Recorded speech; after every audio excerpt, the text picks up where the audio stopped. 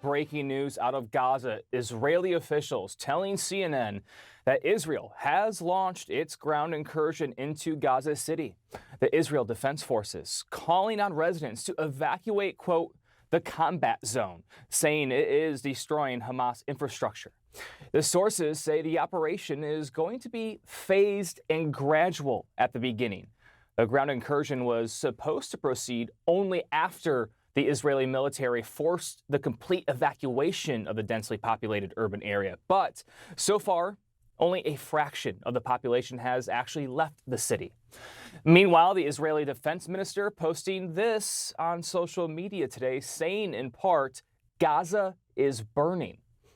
The U.S. Secretary of State meeting in Doha now after meeting with Israeli Prime Minister in Israel on Monday. Sources tell CNN Marco Rubio told Benjamin Netanyahu that Israel has the full support of the U.S. for the assault on Gaza City, but stressed the operation should move quickly. I think we have a very short window of time in which a deal could happen.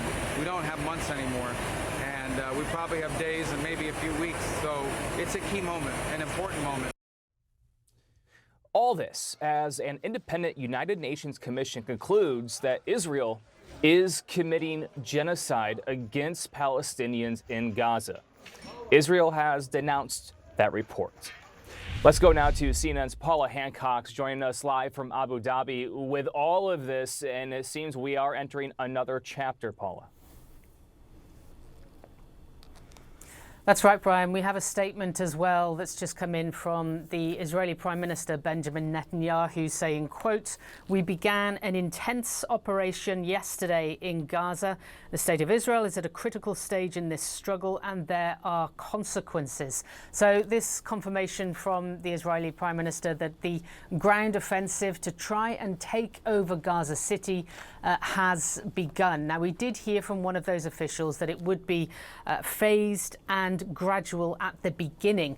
The one question that many have, though, is exactly how many civilians may be still in Gaza City at this time. Over recent days, we have been seeing an exodus of people, many of them on foot, trying to carry their belongings, walking away from Gaza City. The Israeli military evacuation order said they have to go to the south, to Al-Mawasi, which they call a humanitarian zone. NGOs, though, and the United Nations have pointed out that it is not a humanitarian zone and there is very little humanitarian aid there, and it is severely overcrowded. We did hear from an Israeli military source on Monday saying that they believe 320,000 civilians have left Gaza City since that evacuation order just a week ago. There was believed to be up to 1 million civilians in the city, so it is really unclear how many people are still there. Now, we do have distressing images coming through to us, which I must warn our viewers are of graphic nature, but it shows the casualties that are being brought into hospitals overnight. We know 38 have been killed according to the Ministry of Health in Gaza, and we have also seen footage of the bodies of bloodied children that are being brought into hospitals. Also, some injuries are being brought in as well. So this is a moment that many countries around the world had called on Israel to prevent, to stop this attempt to take over Gaza City. We heard also from the United Nations that there were concerns that this would make a humanitarian situation even worse. We've heard internally in Israel as well, Israeli sources saying that there was disagreement within a security cabinet meeting where the IDF chief of staff said it shouldn't go ahead because there were concerns for the hostages still being held by Gaza and others by Hamas and others in Gaza. There was concern for the risk to soldiers during this operation and also of the humanitarian situation. The Israeli Prime Minister, though, Benjamin Netanyahu, has been adamant that it does have to go ahead. He believes this is the way to defeat Hamas. He believes that this is the fastest way to defeat Hamas. Up until this point, the United States has given the green light. It is standing by Israel when it comes to this decision. It is very difficult, though, to find another country in the world that does agree this is the way to go. And we have been hearing from NGOs, from the United Nations, severe concerns for those civilians now on the ground in Gaza City that have not managed to evacuate until this point. We've just seen on social media from UNICEF saying, quote, "It will multiply children's suffering exponentially, ripping away the last vestiges of protection. They need protection. The world must act now." Back to you, Brian. That is quite the warning from UNICEF. Paula Hancox, thank you. And we know you'll be back with us again to talk about that new UN Commission report that says Israel is committing genocide in Gaza and how Israel is reacting to the report. Paula Hancox in Abu Dhabi for us. Thank you. I do want to bring in now Alon Pincus, who is the former Israeli Consul General for New York. And Alon, thank you for being with us and on such short notice. Appreciate it. You heard Paula Hancox talk about what this looks like for Gaza City, especially when we talk about the civilian casualties and the images that we are already seeing. What do you make of this, especially when you hear Netanyahu say there are consequences? Are these the kind of consequences that we're talking about here?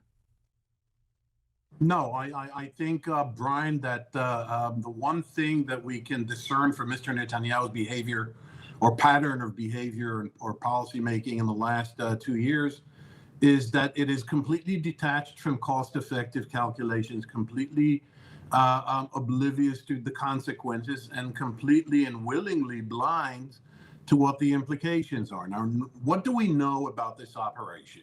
Well, we know that it does not, I emphasize, does not have clear military goals, not because I say so, but because the IDF Chief of Staff says so. We know that it's going to cost lives because that's the nature of war, and we know that it's probably going to sacrifice the lives of most, if not all, of the remaining live hostages, which we assume are 20.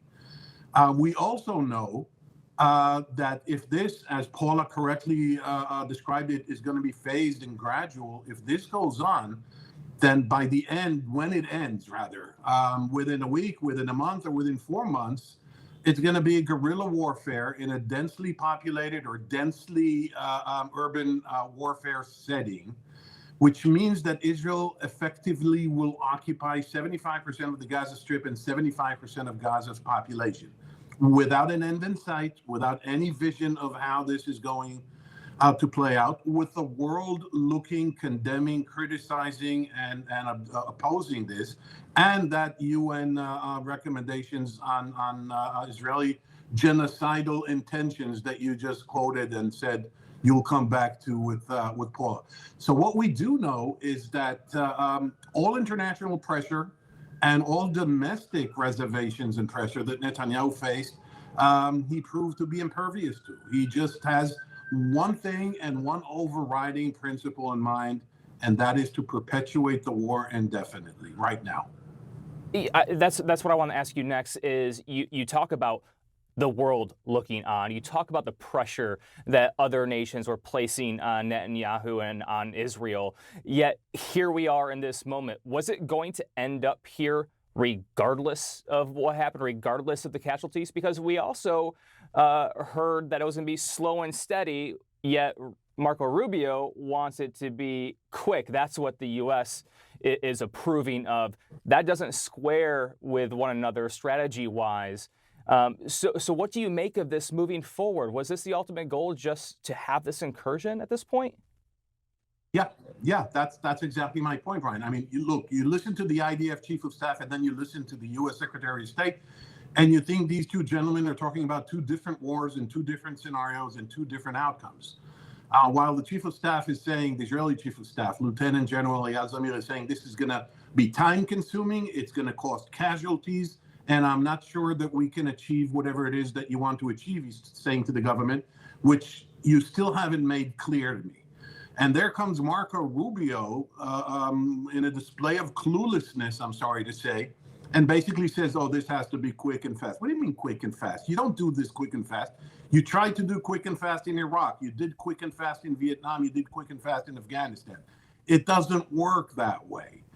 And so what you see, going back to your question or remark, Brian, what you see right now is just a perpetuation of the war. We're going to end up in a week, in a month, in 4 months or 5 months, basically effectively occupying Gaza. We're going to own Gaza. And Gaza is not something you want to own. Look at the footage that you're just showing on a split screen. There's no way to govern that place without a ceasefire first, and then a clear and coherent plan for post-war Gaza, something that Israel, well, Mr. Netanyahu rather, has refused to do until now.